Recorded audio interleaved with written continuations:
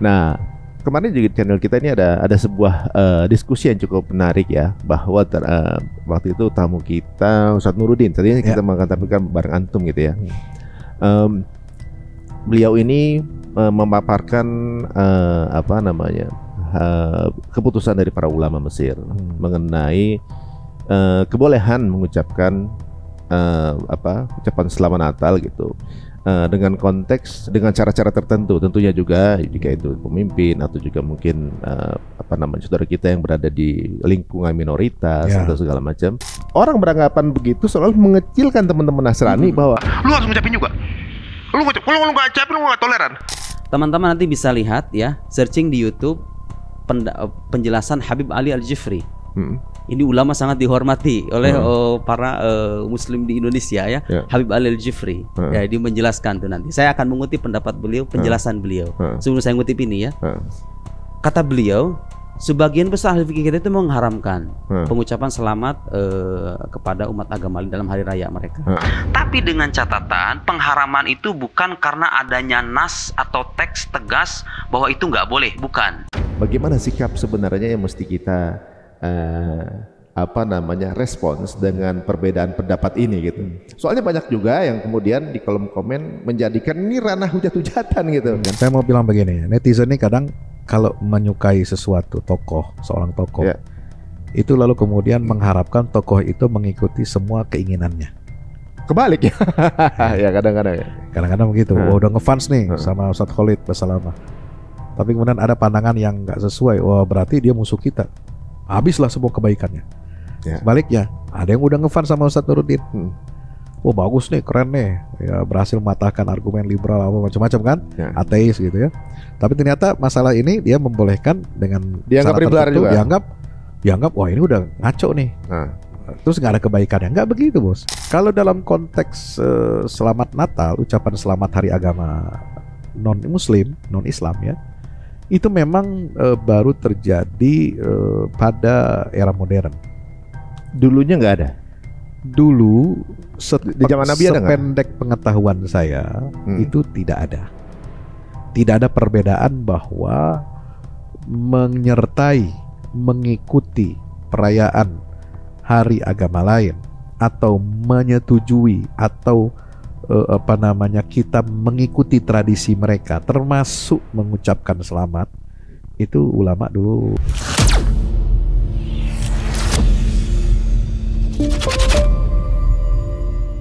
Nah, ada yang unik nih, entah mungkin antum memperhatikan atau enggak di channel kita ini ya, ibaratnya selain tadi mungkin alhamdulillah kita sudah mendapatkan pencerahan bahwa memang itu sebuah kebijakan dari Syria untuk memberikan libur kepada umat Nasrani gitu, bahwa sebuah kerukunan beragama dan bentuk toleransi secara akhlak ini tunjukkan pemimpin gitu, bahwa ini loh kebijakan pemimpin sebagai siasah bahwa mengayomi apapun keyakinannya kan gitu.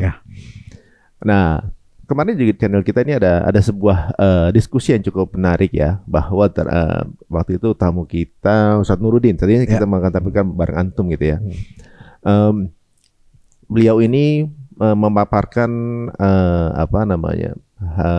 keputusan dari para ulama Mesir mengenai kebolehan mengucapkan ucapan selamat Natal gitu, dengan konteks, dengan cara-cara tertentu tentunya juga, jika itu pemimpin atau juga mungkin saudara kita yang berada di lingkungan minoritas atau segala macam, yang kemudian terjadi pemakluman di sana, asalkan dengan, kalau nggak salah ya, mungkin nanti dikoreksi kalau salah, asal dengan pengingkaran bahwa itu hanya dilakukan basa-basi atau bagian dari diplomasi gitu. Nggak literally ketika presiden kita ngucapin selamat Natal maka akan dihakimi kafir gitu.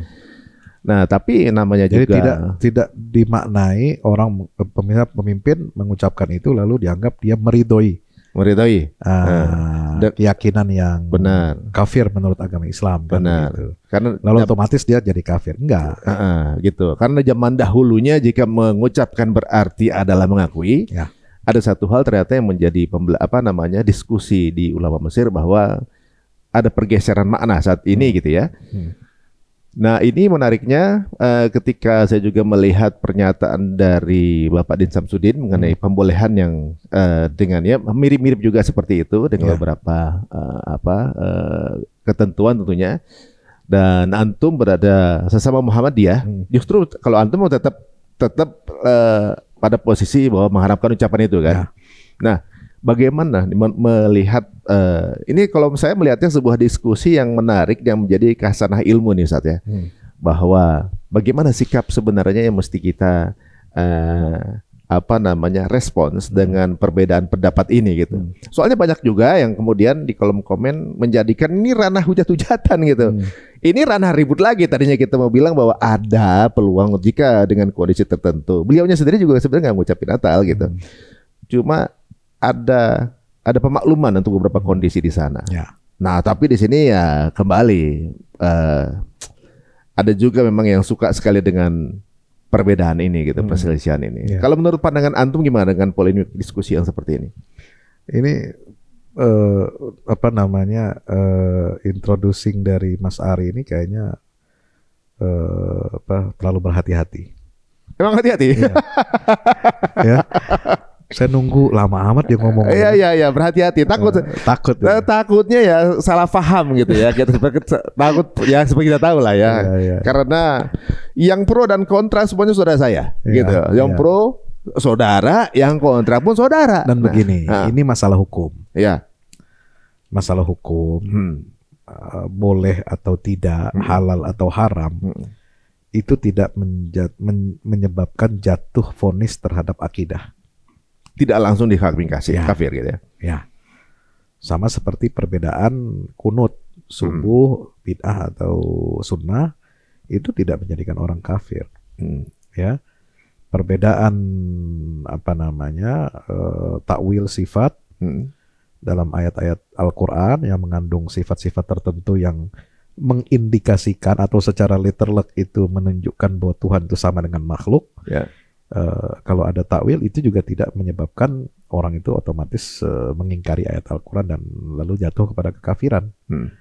Jadi dalam masalah hukum ini jangan mudah kita membawa masalah fikih masuk ke dalam ranah akidah. Itu satu.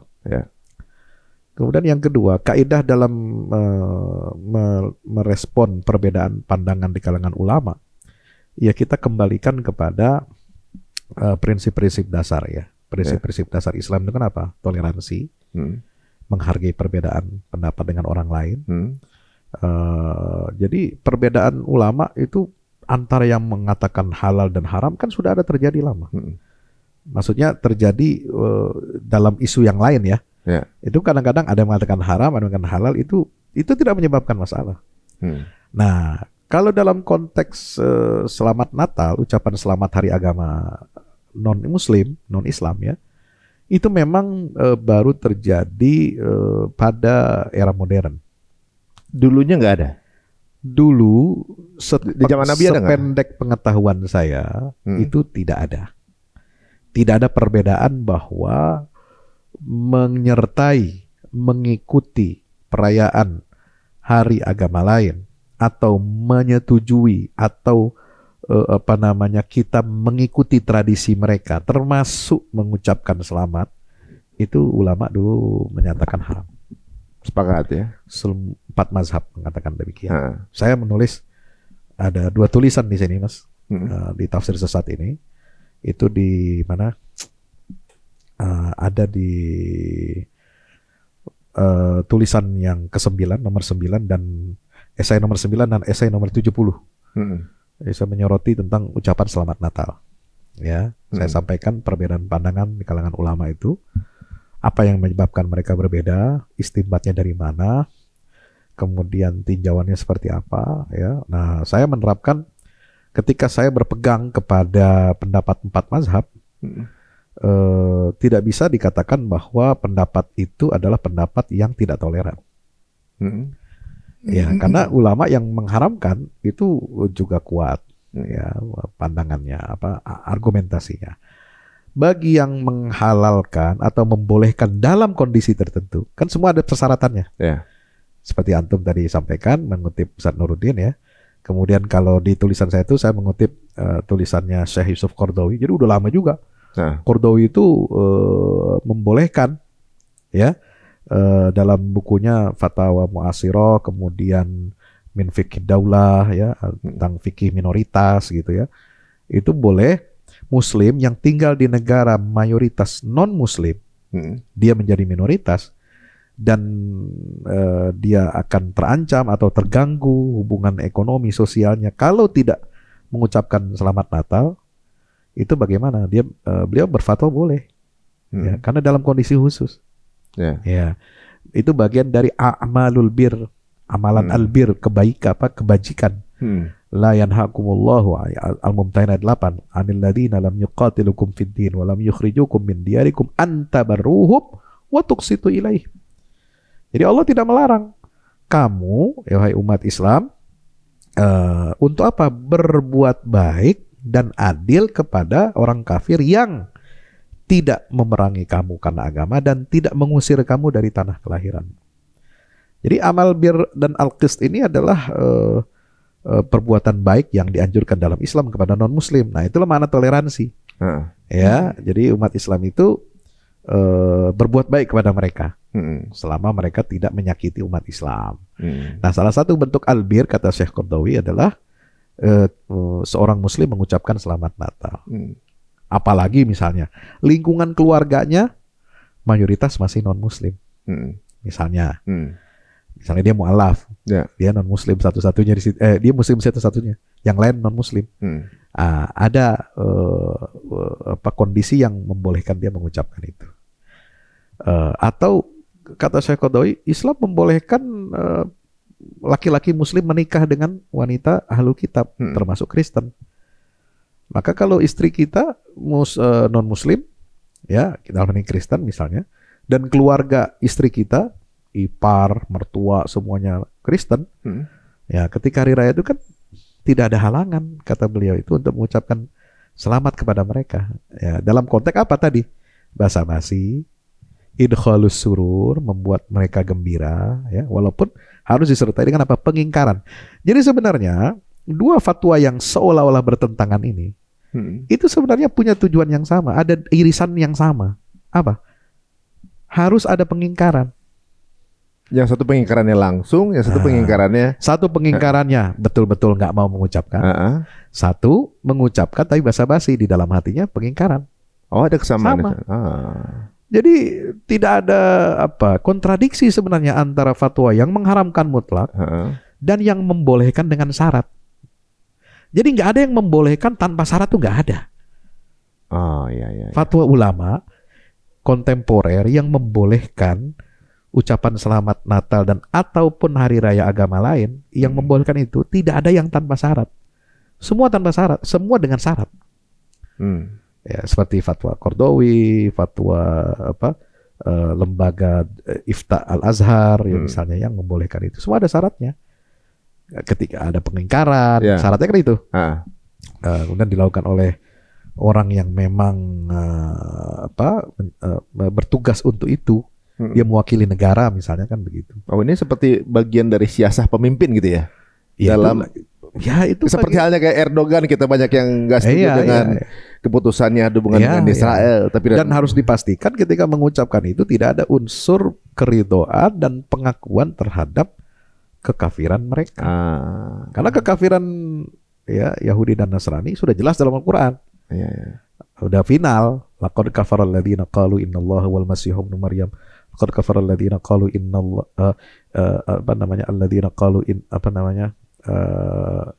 innallaha wal masiihu ibnu Maryam, dan atau yang mengatakan al-masih ibnullah gitu kan. Itu sudah jelas itu kekufurannya. Kita nggak berdebat lagi soal itu. Ya, perbedaan ulama adalah ketika penyampaian secara lisan. Ya. Apakah mau pakai to the point, selamat hari raya itu, atau selamat menikmati liburan, hari raya. Pokoknya memberikan kebahagiaan aja gitu. Pokoknya terserah ente dah. Sama kayak misalnya Hamka itu kan suka bagi-bagi, itu kan diceritakan oleh putra beliau ya. suka memberikan makanan kepada non-muslim kalau hari raya. Ya. Tapi Hamka tidak mengucapkan selamat Natalnya langsung. Ya, selamat merayakan hari agama kamu. Itu aja dia mengatakan. Selamat merayakan. Jadi bukan selamat merayakannya. Artinya kan itu konteks sosial. Ya. Kalau selamat Natalnya berarti kan ada kemungkinan itu dimaknai baik oleh kita maupun oleh orang lain bahwa kita mengucapkan selamat atas hari kelahiran Tuhan. Approval. Nah, yang mengatakan itu kan difahami oleh orang. Ya. Tapi kalau kita mengucapkan tidak memaksudkan itu nggak masalah. Ya. Nah, itu kalau kita taruh ditimbang ini semua ada di meja. Jadi kita harus bisa memahami. Walaupun saya tidak memakai fatwa itu, saya tetap mengikuti 4 mazhab yang menyatakan haram, ya, dan dikuatkan oleh pernyataan siapa? Syekh Ibnul Qayyim Al-Jauziyah, ya, dalam kitab Ahkam Ahli Dhimmah itu kan jelas beliau menukil ijma' seluruh mazhab. Ya, amma tahni'atu bi sya'airil kufril mukhtassati bihi fa haramun bil ittifaq.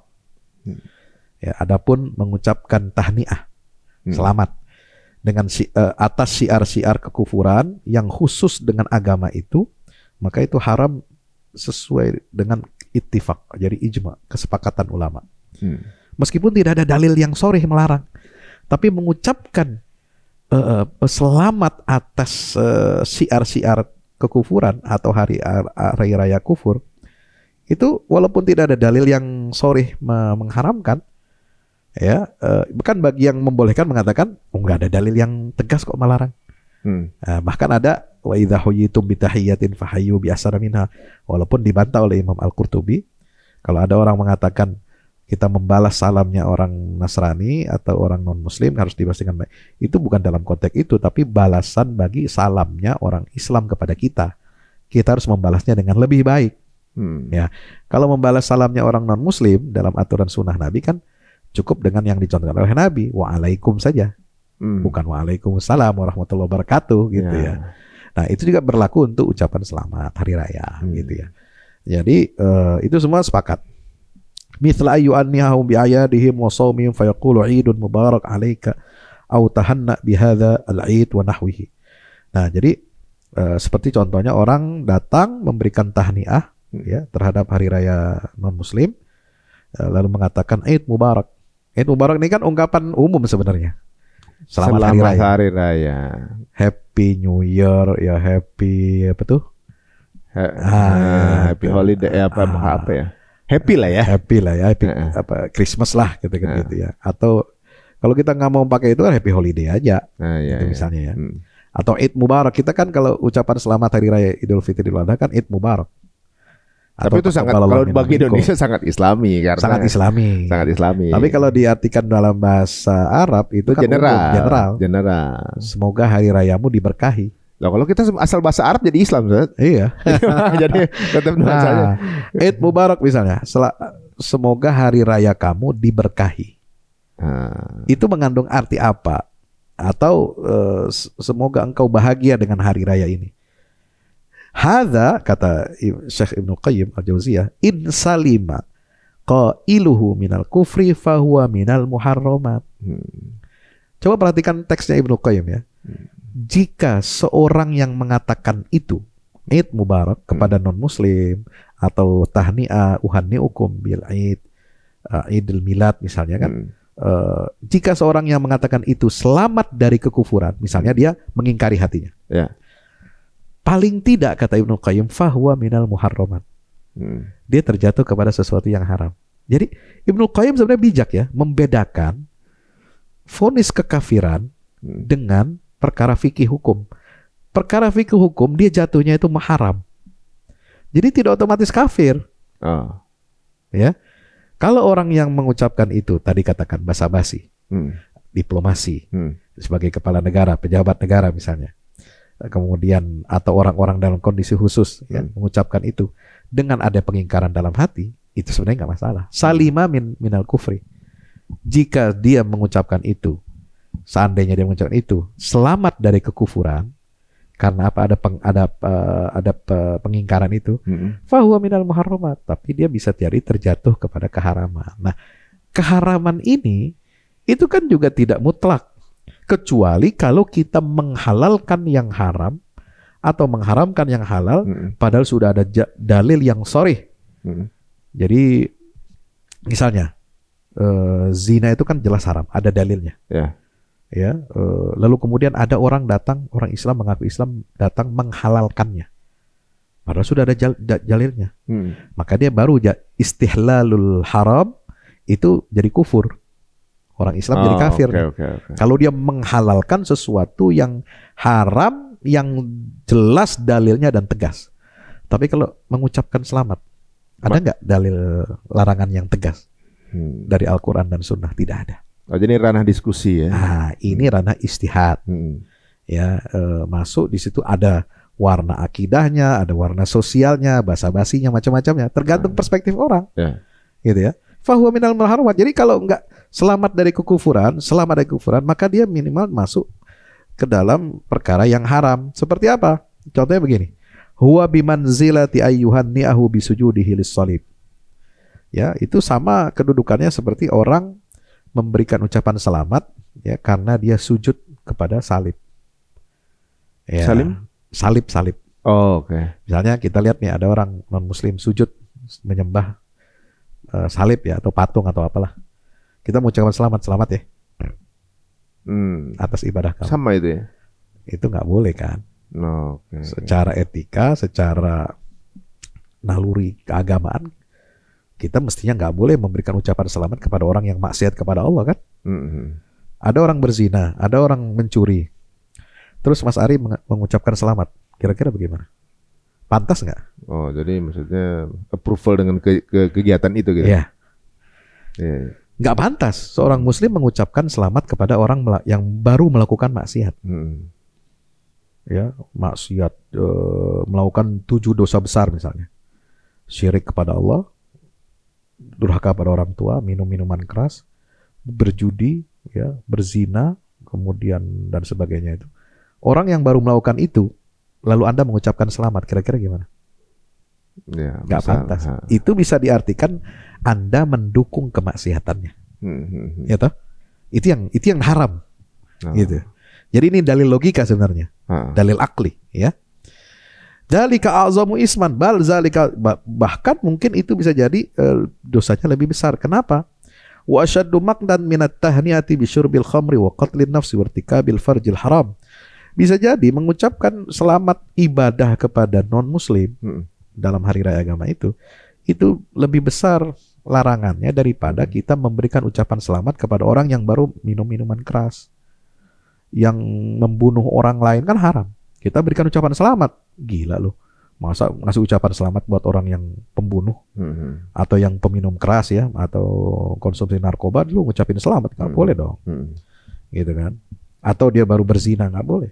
Wa in baliyar rajulu bidzalika fata'atahu daf'an li syarrin yatawaqqa'u minhum. Nah, ini masuk konsep yang menurut saya ahli fikih itu harus teliti. Ketika dia berfatwa, dia harus mempertimbangkan bagaimana kalau ada kondisi-kondisi khusus tertentu yang diperkirakan dia tidak bisa mengelak. Dalam kondisi apa? Misalnya ada orang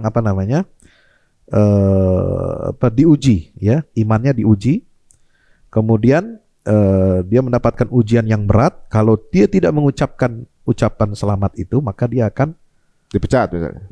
Bahaya, akan dipecat, akan dibunuh, akan macam-macamin lah. Ya, maka fata'atahu daf'an, maka dia terpaksa melakukan perbuatan itu, mengucapkan hal itu, daf'an li syarrin yatawaqqa'u, untuk menolak dan menghindari keburukan yang hampir pasti akan terjadi pada dirinya. Nah, dalam kondisi begitu bagaimana?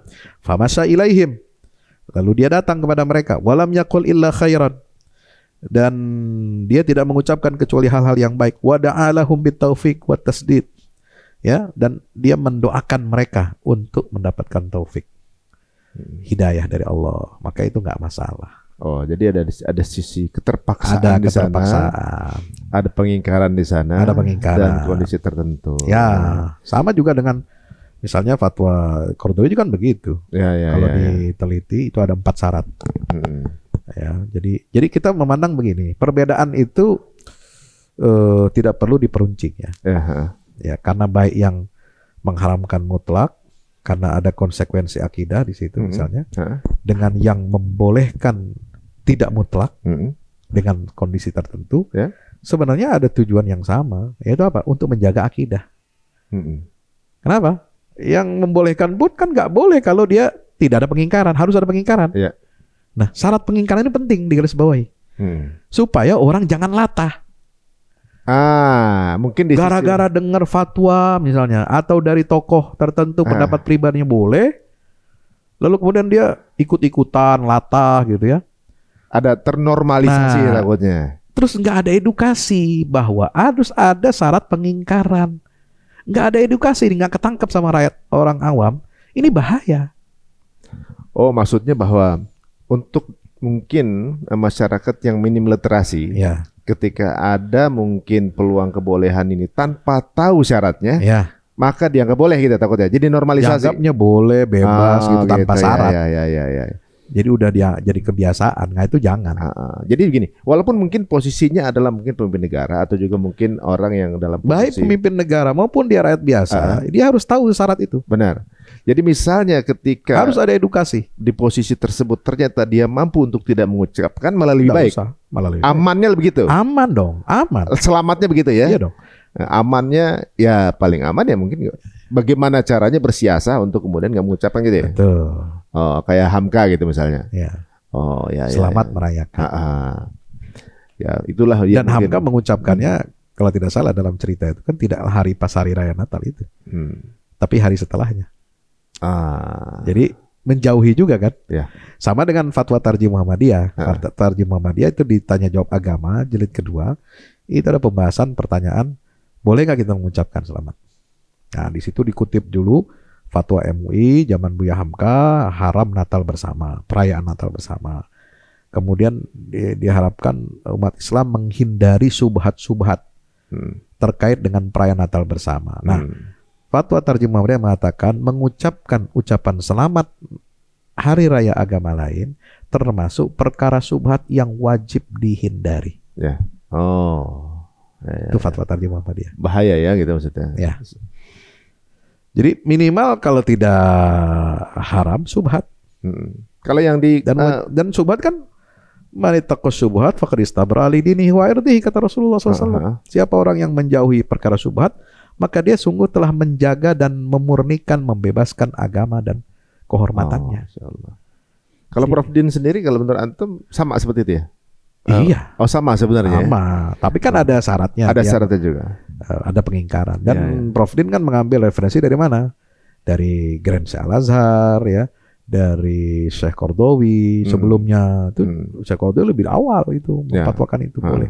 Karena untuk memberikan pertimbangan bagi kondisi muslim yang minoritas. Jadi Syekh Qaradawi juga ketika membolehkan, tidak membolehkan secara mutlak, siapapun boleh. Atau tanpa syarat, nggak begitu. Semua ada syaratnya. Nah ini menarik ya. Justru dengan adanya jadi tenanglah teman-teman yang kekeh menganggap itu haram, sama dengan saya sebenarnya. Itu tenang aja. Maksudnya yang membolehkan itu pun ada syarat. Dan syarat itu yang mengikat, ya, supaya tidak terjadi latah, tidak terjadi normalisasi kebablasan gitu ya. Orang nggak paham, kemudian tiba-tiba selamat ini, selamat itu ya, nggak begitu. Takut ada yang salah paham nyeleneh gitu misalnya, ikutan ibadah misalnya. Nanti akhirnya dari situ diajak ya ikut merayakan, ayo datang dong silaturahim. Pakai hijab masuk ke dalam itu misalnya gitu. Kan gitu. Mau mengucapkan aja boleh, kenapa sini enggak gitu kan. Ya sebenarnya jadi harus kita jauhi perangkap-perangkap jebakan-jebakan itu. Ini menarik ya. Jadi dengan adanya perbincangan ini makin luas sebenarnya khasanah ilmu kita. Justru sebenarnya yang membuat andaikan keyakinan lain melihat bagaimana Islam memandang sesuatu itu begitu holistik sih sebenarnya. Jadi ada sisi-sisi ibaratnya bahwa agama kita tuh sebenarnya kadang dibilang kaku iya, kadang fleksibel ya jadi. Dan ini yang menariknya bahwa justru di sini adalah waktunya kita untuk menggali ilmu lebih dalam. Ya, justru ada hikmahnya begini. Kenapa yang saya mengatakan perlu ada yang kaku mengharamkan? Ya. Kenapa? Untuk mengerem. Supaya yang membolehkan nggak bablas. Oke. Ya, supaya nggak bablas gitu ya. Nah, perlu juga ada fatwa yang membolehkan dengan syarat supaya yang kekeh mengharamkan tidak juga kebablasan mengkafirkan. Oh iya. Kan gitu. Benar. Jadi kita diwasati ya, jadi tengah-tengah gitu. Jadi saling membutuhkan itu. Benar. Sebenarnya. Memang dua jenis ya. Maksudnya di umat tuh ada dua jenis seperti itu. Sama seperti halnya kalau nggak salah. Kalau nggak salah saya dengar Sunan Kalijaga dengan Sunan siapa satunya yang Sunan Kudus ya, yang lebih saklek gitu kan. Sunan Kudus dan Sunan yang Ampel itu. Sunan Ampel ya. Saya lupa Sunan satunya, tapi Sunan Kalijaga ingin berdakwah dengan media entertainment budaya di masa budaya itu. Lokal ya, yang masih ada warna Hindunya. Benar. Tapi dibersihkan. Kemudian menjadi alat komunikasi dakwah saat itu, menciarkan isinya dirubah. Tadinya pengkultusan terhadap dewa-dewa, kemudian pengagungan terhadap dewa-dewa dirubah semua dengan konsep-konsep Islam tauhid. Jadi dakwah jadi kayak mungkin gapuranya itu berarti kan makfirah gitu. Ghafurah. Bahasa-bahasanya semua dirubah, kemudian yang mau nonton wayang nggak pakai tiket kecuali syahadat. Ya. Tapi di sisi lain memang ada sunan yang berhati-hati, gitu, menjaga kehati-hatian. Betul. Yang kemudian kalau diokein nanti semuanya bisa bablas, gitu. Kalau Sunan Kalijaga kemudian uniknya bahwa itu bentuknya seperti manusia, kemudian dirubah wayang kulit jadi wayang kulit, bentuknya mereka. Betul. Nah, ini menarik. Jangan sampai ketika Sunan Kalijaga sudah membolehkan ya sarana media wayang kulit atau budaya Hindu itu diislamkan, lalu kemudian kita yang meneruskan itu misalnya itu kemudian melepaskan nilai yang sudah ditanamkan oleh Sunan Kalijaga, balik lagi tuh wayang kulit isinya kemusyrikan. Nah itu yang nggak boleh gitu. Memang dalam dakwah. Jadi sebenarnya begini. Jadi ini kan kemarin rame ribut viral di media sosial ya, komentar Ustadz Nurdin dengan Ustadz Khalid Basalamah. Itu sebenarnya kalau menurut saya itu intinya sama. Ya, semua ingin menjaga akidah. Ya. Tapi menjaga akidah itu kan luas spektrumnya ya. Nah, ada yang ingin juga menjaga perasaan non-muslim ya dengan alasan begini-begini. Oke. Walaupun saya tidak sepakat, ada di sini saya sudah menjelaskan rinci detail bagaimana saya membantah argumentasi yang membolehkan itu. Karena Pak Ustadz Nurdin kan adik kelas saya ya, jadi dia menyarankan kalau mau bantah pakailah argumentasi. Nah itu sudah saya tulis sebenarnya. Tapi yang jelas adalah antara yang membolehkan dengan syarat dengan yang mengharamkan tanpa syarat itu sebenarnya saling membutuhkan. Supaya apa? Kita menjaga akidah umat awam ini. Ya. Yang mengharamkan mutlak jangan sampai dia kebablasan sehingga menyatakan yang mengatakan itu otomatis kafir. Kalau gitu berapa banyak orang jadi kafir murtad nih, ya kan? Tanpa sadar misalnya kan gitu. Nah, enggak lah, kita enggak mengatakan begitu. Atau yang membolehkan dengan syarat jangan sampai kebablasan ya, menjadi boleh sebebas-bebasnya. Nah, maka diperlukan yang fatwa yang mengharamkan ini. Jadi ada keseimbangan. Nah, balance lah. Ini menarik ya guys. Jadi justru dengan hal ini membuktikan bahwa Islam itu ya keluasannya itu adalah penggalian ilmu yang secara komunikasi sebenarnya punya garis merah yang sama. Dan mudah-mudahan kita berlembut diri dengan diskusinya karena dua-duanya adalah saudara kita juga. Jangan gara-gara satu keputusan yang ibaratnya mungkin tidak sepaham. Entah bukan cuma masalah ini aja, Ustaz. Kadang-kadang ada beda pendapat, itu kan hal yang biasa nih di tempat kita nih kan ibaratnya kan. Saya mau bilang begini ya, netizen ini kadang kalau menyukai sesuatu seorang tokoh itu lalu kemudian mengharapkan tokoh itu mengikuti semua keinginannya. Kebalik ya. Ya kadang-kadang begitu. Udah ngefans nih sama Ustadz Khalid Basalamah. Tapi kemudian ada pandangan yang nggak sesuai. Wah berarti dia musuh kita. Habislah semua kebaikannya. Sebaliknya, ada yang udah ngefans sama Ustadz Nuruddin. Oh bagus nih, keren nih, ya berhasil mematahkan argumen liberal apa macam-macam kan, ateis gitu ya. Tapi ternyata masalah ini dia membolehkan dengan dianggap liberal juga. Dianggap wah ini udah ngaco nih. Terus nggak ada kebaikannya. Nggak begitu bos. Kita itu harus insaf, harus adil. Ya. Apa yang menurut kita, yang kita ambil, kita pegang itu fatwa ulama, berbeda dengan pandangan tokoh yang kita kagumi. Jangan berarti kemudian kita menghilangkan semua kebaikan orang itu. Silakan Anda pegang fatwa ulama yang menjadi rujukan Anda. Ya, tapi jangan menghalangi Anda tidak mengambil ilmu dari orang yang berbeda pendapat. Ya, saya beda pendapat dengan Ustadz Salafi, dengan Ustadz HTI. Tapi ada pandangan-pandangan mereka dalam hal lain yang saya setuju dan saya ambil. Saya kutip. Ibnu Taimiyah saya kutip, ya, siapa namanya, Ibnu Qayyim juga saya kutip, semuanya saya kutip gitu. Jadi nggak ada masalah. Gitu. Walaupun kita mungkin ada perbedaan pandangan gitu. Sehingga keberagaman kita ini tidak emosional. Berdasarkan ilmu tapi. Berdasarkan ilmu, makanya belajarlah. Jadi dan hati-hati dengan komentar-komentar di media sosial. Ya, jangan menjatuhkan. Kalau nggak tahu duduk masalahnya, lebih baik ente diam aja, doakanlah yang baik gitu aja, ya kan? Jadi jangan fanatisme buta, ya, yang fans siapa Ustadz ini lalu menyerang si fulan yang berbeda, gitu kan? Yang fansnya Ustadz yang baru tadi itu kemudian yang membolehkan menyerang, membabi buta yang mengharamkan, gitu enggak? Sebenarnya dua-duanya punya tujuan yang sama. Inilah mungkin ya kita berusaha untuk menjadi channel yang bisa menjadi semua sudut pandang jembatan sudut pandang dengan tidak menjadikan sarana platform ini sebagai ranah hujatan sih sebenarnya, karena nggak ada konten seperti itu di tempat kita.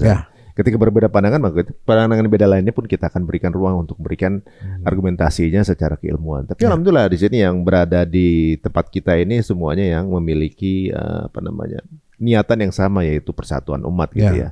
Alhamdulillah. Dan mudah-mudahan teman-teman semua, walaupun nggak semua yang kita tanyakan kemudian mendapatkan kesepakatan gitu ya, mudah-mudahan ada sisi lain yang mungkin bisa menjadikan penambahan khasanah ilmu kita. Contoh ada satu playlist yang judulnya, kalau jodoh nggak kemana nih Ustaz?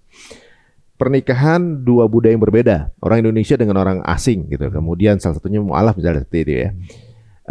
Di sini sebenarnya mau kita angkat adalah di sepasang ini persamaannya cuma sedikit Ustaz. Perbedaannya banyak, tapi dengan persamaan sedikit ini mereka bisa jalan bareng.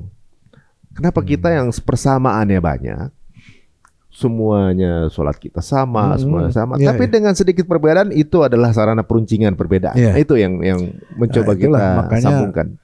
Setan itu masuk dari ranah celah itu. Jadi sekecil apapun celah untuk memecah belah umat, setan akan masukin.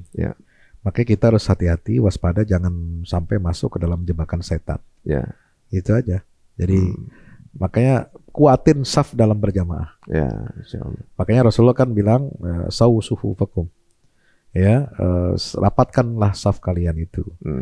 Wala takhtalifu, jangan kamu bercerai-berai. Hati kamu tuh jangan tercerai-berai. Fatakhtalifa qulubukum. Kalau kamu berbeda, safnya itu sudah ada celah-celahnya, maka hati kamu akan berpecah belah. Kenapa? Karena Nabi mengatakan setan itu akan masuk melalui saf yang tidak rapat itu.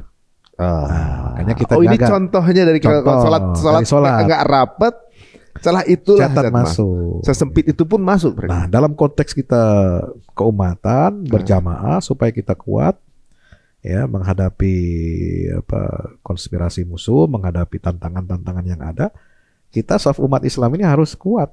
Jangan sampai ada celah yang bisa dimasukkan oleh setan. Di antara apa? Dengan menunggangi fatwa-fatwa ulama, yang mereka fatwa-fatwa itu benar semuanya. Kalau dalam perspektif saya, semuanya benar, cuma ada yang paling benar.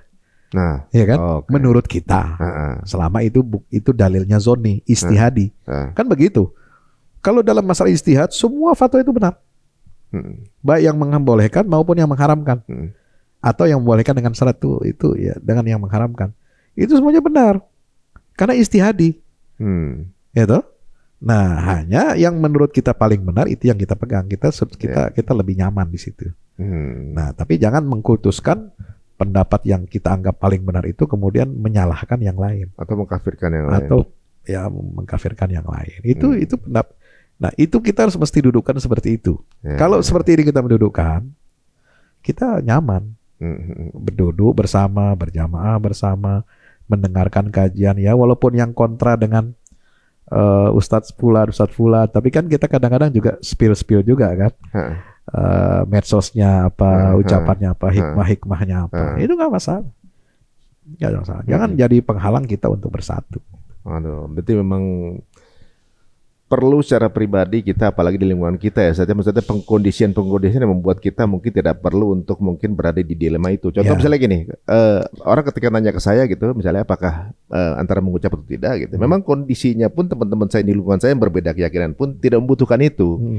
Gitu masalahnya ucapan saya itu nggak mempengaruhi kebahagiaan mereka juga gitu. Jadi ya mungkin kita ikut happy aja gitu lah, kita ikut bahagia gitu. Tapi tidak ada urgensinya untuk ke sana, maka saya ngerasa bahwa ya kita tidak perlu ikut terjun ke sana gitu. Oh ya, satu Mas. Yang ingin saya garis bawahi terakhir ya. Ada anggapan seolah-olah yang mengharamkan itu hanya Wahabi. Mengharamkan ucapan selamat Natal ini. Itu kelompok Wahabi. Lalu digeneralisir semua yang mengharamkan itu adalah kelompok Wahabi. Wahabi itu ekstrim, radikal. Jangan ikutin. Salah. Yang mengharamkan sebelum ada Wahabi, yang mengharamkan ucapan selamat itu adalah ulama-ulama 4 mazhab. Sebelumnya udah ada. Ya, jadi seperti misalnya Imam Al-Hafiz As-Suyuti itu dalam kitab Al-Amru Bil Ittiba wal Nahyu Anil Ibtida itu sudah mengharamkan sejak lama. Wa minal bid'ah wal munkarat musyabahatul kufar wa muwafaqatum fi ayadim wa mawasimil mal'unah. Ya, itu sudah fatwa ulama Syafi'iyah. Sejak dulu. Jadi jangan kita kemudian ikut narasi begini, seolah-olah yang mengharamkan itu mutlak ya, kokoh, ini memang yang paling nyaring kan Ustadz Salafi. Tapi jangan kita menganggap semua fatwa Ustadz Salafi itu berarti dia itu Wahabi. Padahal ini fatwa sudah ada sejak sebelum itu sudah ada. Jadi dari zaman 4 mazhab yang zaman yang dulu ya, dari Imam Malik, Syafi'i, Hanafi dan Imam Ahmad itu. Jadi kalau ada fatwa ulama yang berafiliasi kepada Wahabiyah atau berafiliasi kepada mazhab resmi Arab Saudi, itu bukan berarti semuanya salah. Bisa jadi ada cantelannya dari 4 mazhab. Nah, ini juga kadang permainan media, hati-hati untuk memecah belah kita. Jangan malah ketika ada ini malah jadi polemik baru lagi untuk memecah belah lagi ya sama halus. Jadi saling menghormati aja. Saya misalnya alumni Al-Azhar, saya tetap memegang fatwa 4 mazhab, jangan digeneralisir, saya Wahabi karena mengikut seolah-olah sama dengan fatwanya misalnya Bin Bas, Ibnu Utsaimin yang mengharamkan. Atau Ibnu Qayyim yang mengharamkan gitu ya. Walaupun antum alumni Al-Azhar juga tidak mengambil Yusuf Qaradawi pun nggak masalah. Nggak masalah. Yusuf Qaradawi saya hormati sekali. Jadi rujukan saya. Gitu. Cuma ketika ada part yang itu nggak ikutan juga nggak ada masalah. Nggak ada masalah. Jadi santai-santai aja lah. Dalam beragama ini jangan terlalu kaku gitu. Ya, ada sisi siasahnya juga di sana ya. Ya, ini justru memperluas sih sebenarnya. Sedikit belum tutup saat. Para imam ini kan dulu sebenarnya nggak semuanya sepakat nih. Dengan berbagai hal gitu kan. Sikapnya bagaimana dalam menghormati perbedaan itu? Wah, luar biasa. Ada nggak menazir di depan umum? Kayak nggak setuju dengan kamu dan seperti itu. Imam Syafi'i itu orang paling toleran dalam perbedaan pandangan di kalangan ulama ya. Dia bilang apa? Ra'yi shawab wa ra'yu ghairi yahtamilu ra'yi shawab wa yahtamilu al-khata. Wa ra'yu ghairi khata wa yahtamilu shawab. Pendapat saya ini bisa jadi benar, tapi mengandung kemungkinan salah. Dan pendapat orang lain, ulama lain selain saya, ya mungkin salah menurut saya, tetapi bisa jadi mengandung kebenaran. Ini ungkapan hebat nih. Dan ulama semua begitu. Kalau betul-betul dia ulama, itu tidak mudah menyalahkan, tidak mudah mengkafirkan orang yang berbeda paham. Contoh misalnya, perbedaan antara Asy'ari dan Salafi. Ya Salafi selalu nyerang Asy'ari kan. Masalah sifat-sifat Allah gitu ya. Terus sebaliknya juga begitu. Tapi ada perbedaan ikhtilaf di kalangan ulama Asy'ari dan Salafi, ahlul hadis itu maksudnya ya. Itu tidak pernah mereka menyebabkan saling mengkafirkan. Ya, ini kan ada baru kasus terjadi baru-baru nih kemarin 2 hari 3 hari ini. Menteri Wakaf Mesir dalam sidang tesis mengkritik ketika ujian sidang terbuka itu mengkritik kenapa ini mahasiswa mengutip Syekh Ibnu Utsaimin. Syekh Ibnu Utsaimin kan tokoh Wahabi di Saudi. Ya, dia bilang orang Azhar, alumni Azhar itu nggak ada yang mengutip Ibnu Utsaimin. Ya, Ibnu Utsaimin katanya mengkafirkan Azhar dan mengkafirkan ulama-ulama Azhar gitu. Masa kamu mengutip pendapat dia gitu kan? Kamu boleh mengutip pendapat dia kecuali boleh mengutip pendapat dia dalam hal untuk membantah, tapi bukan untuk dalam masalah-masalah keilmuan gitu. Nah, ini kan rame. Ya, banyak juga ulama-ulama Al-Azhar yang mengkritik. Nggak begitu sebenarnya. Apakah otomatis ketika misalnya Salafi atau Ahlul Hadis menyalahkan Asy'ariyah dalam masalah-masalah tertentu, lalu kemudian mengkafirkan mereka? Nggak ada buktinya. Semua ulama, termasuk Ibnu Utsaimin, ulama Ahlul Hadis, Ahlul Asar itu, atau yang kita kenal dengan Salafi itu mengatakan tidak mengkafirkan Asy'ariyah dari Islam dan tidak juga mengeluarkan Asy'ariyah dari Ahlus Sunnah wal Jamaah kecuali dalam hal-hal yang kita tidak sepakat dengan mereka dan hanya kita menganggap pendapat kita yang paling benar. Jadi Salafi atau Wahabi itu dalam masalah akidah saja tidak mengeluarkan Asy'ariyah dari Ahlus Sunnah wal Jamaah kecuali dalam hal-hal yang tidak disepakati. Kalau yang sama semua sama Ahlus Sunnah wal Jamaah. Nah, jadi ada insaf, adil dan objektif dalam menilai. Gitu ya. Jadi itu yang dijaga oleh para ulama. Jadi semua alhamdulillah umat Islam ini ulama-ulamanya terjaga dari sifat takfir, saling mengkafirkan. Baik yang 4 mazhab maupun yang katakanlah kelompok Ahlul Asar modern ya, yang orang menyebutnya Wahabi, Salafi gitu. Ya, insya Allah kalau kita merujuk perkataan-perkataan mereka dengan benar di buku-bukunya, nggak ada ungkapan mengkafirkan umat Islam, mengkafirkan Asy'ariyah, mengeluarkan mereka dari Ahlus Sunnah wal Jamaah. Nah, ini kita bersyukur pada Allah. Jadi jangan kita membabi buta, ya, menyalahkan semuanya di luar golongan kita salah. Semua harus punya sikap seperti ini, baik yang Al-Azhar maupun yang Salafi, Wahabi, ya, ataupun yang lain-lain, semua harus punya sikap seperti ini, dicontohkan ulama-ulama terdahulu. Iya, berarti memang sudah clear ya bahwa perbedaan itu adalah ranah diskusi. Ya, ranah diskusi. Dan kebanyakan yang langsung kalau berbeda ada titik temu, alhamdulillah. Kalau nggak ada titik temu ya saling menghormati aja. Sepakat untuk tidak sepakat. Ya. Kan begitu. Saling menghormati. Kadang-kadang justru yang masuk langsung ranah judgement pengkafiran itu justru netizennya. Iya. Kalau ulamanya sih kita paham lah pasti ada. Sumbu pendek. Sumbu pendek. Baru belajar setengah atau seperempat udah memvonis orang. Udah langsung penghakiman gitu ya. Ya. Dengan segala hormat, dengan apapun mungkin bendera dari setiap teman-teman semua yang berbeda. Tentunya juga kita perlu jaga lisan kita, jangan sampai gara-gara jempol kita justru yang menyeret kita ke neraka gitu ya. Insya Allah mudah-mudahan enggak. Semua Ahlus Sunnah wal Jamaah apapun alirannya itu sepakat dalam prinsip la nukaffiru ahadan min ahlil qiblah. Kami tidak mengkafirkan seorang pun dari ahlul qiblat. Even itu ya yang sangat jauh berbeda dengan kita ya. Itu tidak bisa kita menghukumi kafir secara muayyan, secara individual. Gitu. Nah, ada rambu-rambu takfir sebenarnya di buku saya ini juga ada. Di bab terakhir itu ada rambu-rambu takfir ya. Supaya kita perhatikan jangan sampai kita terjebak jatuh kepada vonis pengkafiran. Ya, judgment kafir. Itu dosanya apa kita mengkafirkan? Oh ya, kalau dosanya kan jelas Nabi mengatakan kalau orang mengatakan kepada saudaranya kafir itu tuduhan itu akan kembali kepada dirinya. Kalau makanya harus ada hujah, harus ada argumentasi yang kuat untuk mengkafirkan orang lain. Dan nggak sembarangan orang. Bukan orang awam yang mengeluarkan vonis kekafiran, tapi harus melalui pengadilan, harus direstui oleh ulil amri, harus disepakati oleh para ulama-ulama yang muktabar. Kalau dia karena konsekuensi kekafiran itu, vonis kafir itu berat. Satu, dia harus diceraikan dari istrinya atau suaminya. Dua, dia tidak memiliki hak waris, saling mempusakai.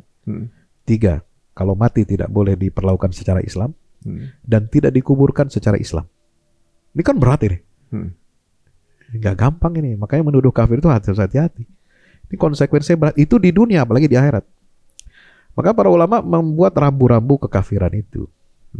Harus ekstra dan super hati-hati mengeluarkan vonis kafir secara individual.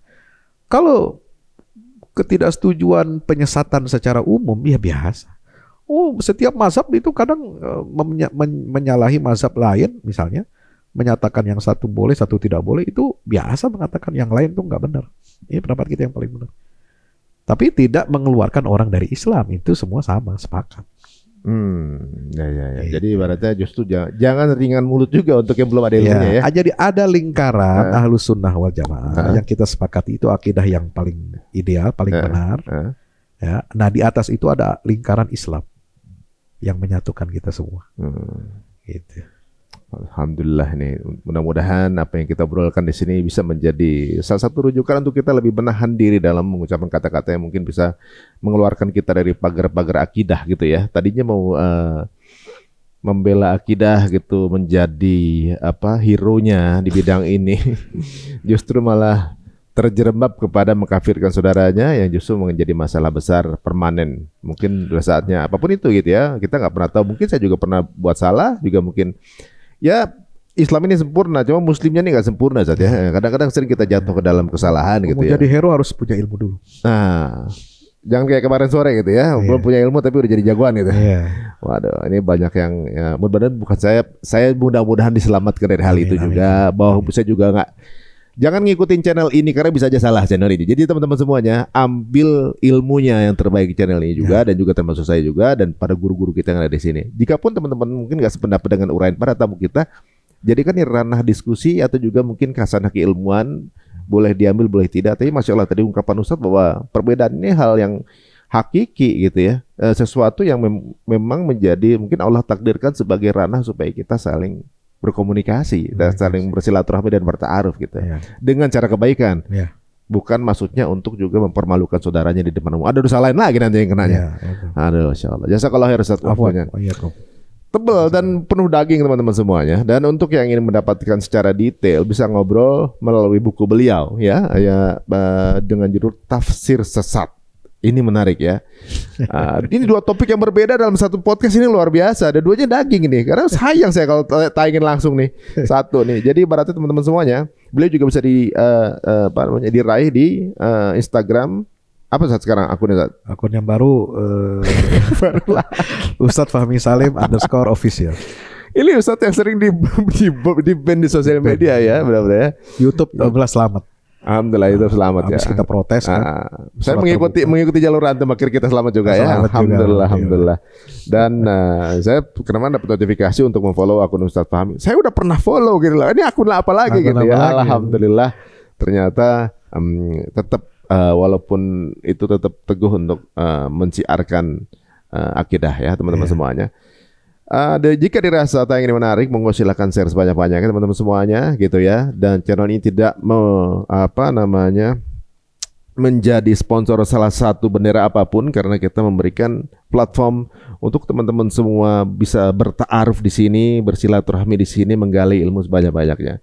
Boleh tidak sependapat, boleh doa, boleh komen apapun juga, monggo silakan taruh di kolom komen di bawah.